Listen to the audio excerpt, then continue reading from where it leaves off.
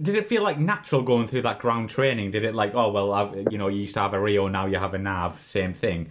It was very similar. You know, I mean, I was very comfortable. I mean, it was a swing wing fighter, you know, 2-engine, had a backseater. I mean, that's what I did. You know what I'm saying? I mean, yeah, the hardest part was actually some of the common stuff you were doing, because whilst our language seemed similar, we did it very differently. Right. You know, it was, you know, and in the U.S., there were some things that were very hard in the British system. Whereas you're flying, like, say, you're flying low level and you're maneuvering the guys around. In the U.S. system, wingman follows. You know what I'm saying? Whatever the lead does, the wing follows. But see, in the RAF, they actually had assisted turns. So you had to do a lot of thinking before you ever moved to a couple of planes around, because you might be going in the complete opposite direction of where you're going.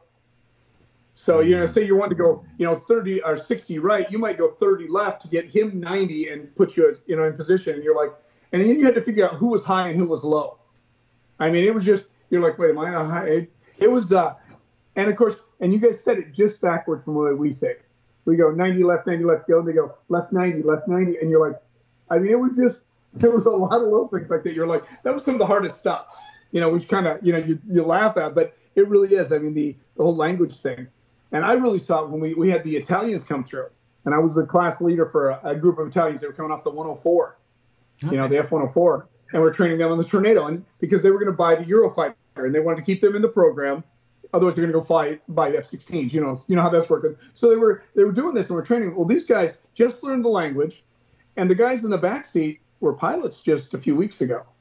Wow. You know what I'm saying? So they got, I'm not saying demoted, but, you know, demoted to the back seat, and it was, oh, you felt for them, because they're trying to figure out the language and go, and they're just like, you know, they had 2 weeks of language training, and they showed up. So it was challenging.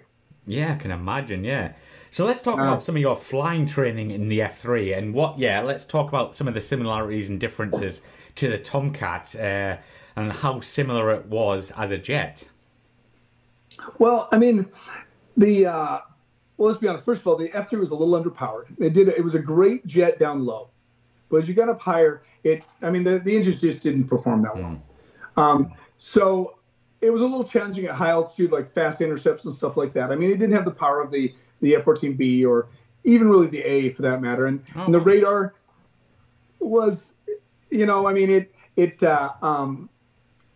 wasn't the best piece of kit for the radar. Now, the one thing it had that was really superior to the Tomcat was its raw gear.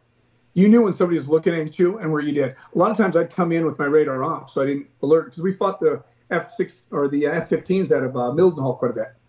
And I came in with my radar off, you know, and so they had no idea I was even there, you know, and yeah, it's going to show up pretty sporty on that. So, you know, the raw gear was really nice, really, really good. And I'll say, you know, in all honesty, that the Tornado, it was a good jet. It was a good jet, you know, but it came off such a superior air superiority type fighter that it was hard for it to measure up. So what you had to do is you had to look at it completely different. You really couldn't compare it. You know what I'm saying? In the two like that. The thing that made the Tornado really effective was that it was really good pilots driving it. The Brits were good. They really were. You know, I mean, I flew with the best in the world. You know, as naval aviators. I mean, you know, Top Gun guys and stuff. We were good. We're really good. I was the FARP Aircrew of the year. I mean, we had the highest kill ratio. In the Tomcat, each squadron goes through what's called FARP, and it's basically a small Top Gun for each squadron. And at the end, you end up in a war where you're fighting the adversary. You know, and these guys, that's all they do is dogfight. So they're good at what they do, and they keep track of the kill ratio and stuff. And myself and my Rio, we had the highest kill ratio that year. You know, for the cycle going through, and I guess it's like 3 years. But anyway, we were just, you know, lucky, I'll say. But so I mean, I knew, you know, we could do it. We were decent at this, and the Brits were good. They really were. They flew the Tornado really well. You know, so, but yeah, the jet, I mean, you know, I mean, I loved flying it, and it was fun. It was a really nice jet to fly. But you had manual wing sweep on it, which, you know, it came with automatic, and the Royal Air Force decided not to use that. Now the Brits did, I mean, the Germans did use it. They did. So when you're flying it, it was very busy. And it made for, if you weren't really current in it, it could be a very challenging thing because while you're fighting, you're moving the wings, moving your flaps, you know what I'm saying, and stuff like that. It's dogfighting. You have a lot of stuff going on. A lot of, it wasn't as user-friendly as, it could be. Yeah, and if you're flying it a lot, it's good. You know what I'm saying? But boy, I tell you, if you can take a couple weeks off, you're like, because there's so many things you have to do in a, whereas, the Tomcat, you're like, power on, pull the stick back, and there you're like moving wings, and it was, it could be a bit challenging, we'll put it that way. Absolutely. But I mean, it was a good fighter. It was a good fighter. It was. The HUD was fantastic. It had a really nice HUD in it. Mm-hmm.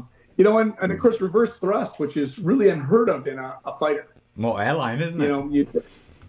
Oh, it is. I mean, it was, we do it in airliners. You do it all the time. But unlike airliners, you could set it up so it was automatic reverse thrust. When you landed, the buckets automatically came out. So you're at 80% power, and those buckets come out, and you're like, I mean, it stopped you like now. It was impressive. It really was. It had some neat things in it. I mean, that you don't realize. Absolutely. But I want to talk about a reheat takeoff in the F-14, the Tornado F3 compared to the A and the B. What was the difference? Was there a power difference? I can imagine the F3 was similar to the A, but probably completely different to the B. Yeah, it was similar to the A, maybe a little less power than the A. But I mean, the A in full afterburner was still a lot. Mm-hmm. You got to realize it was not. I was underpowered because it was underpowered. Just like the Tornado was underpowered, it was. But when you say underpowered, it's such a relative term. Yes, Mike. I mean, I'm not accelerating going straight up. No, I'm not. Well, I am for a little while. And the same with the Tornado. And the Tornado was. I mean, it's a frontline fast mover. I mean, you get up at. I mean, I saw 1617. I actually 17 and 175 in the Tornado. And now I saw 2.0 in the Tomcat, in the A's. The B's, you couldn't make it there. I mean, it's such a relative term when we talk about more thrust to weight. I mean, the F-14B, I'd take off the carrier 250 knots at 250 feet. And at 10 miles, you were cleared for unrestricted climb. And I was a FCF pilot, so the functional check flight. So after they were getting fixed, you got and you do like 20 minutes of testing on the jet. And at 10 miles, I'd light the afterburner, and I'd go straight up. And at 20,000 feet, I'd be at 450 knots. Roll over, pick up Mach 1.2, and now you start to climb. And you could climb until you wanted to stop. Wow. I mean, I saw 75,000 feet. I saw the curvature of the Earth. You on a clear day, you could see the East Coast. It looked like a big map down there. I mean, it was just, that's so when we're talking about thrust to weight, like I said, is we say, oh, it's underpowered. Well, yeah, but compared to what? I mean, it's all relative, isn't it? Yeah. It is. That's what I'm saying. So it's really not fair to bust on it too much because you go, it was still very. I mean, you're getting up 175. That's not sitting still. It's plenty of thrust on it. So I think the one thing the F3 did better than the probably Tomcat was speed. Down low, it probably outrun an F-14. Well, it's hard to say. I mean, I have no idea. The thing is, like an F-14B would have got there so much faster. I mean, F-14B is quick. Its top-end speed was not faster than the A. The A you get, and now mind you, down on the deck, you're not getting 2.0.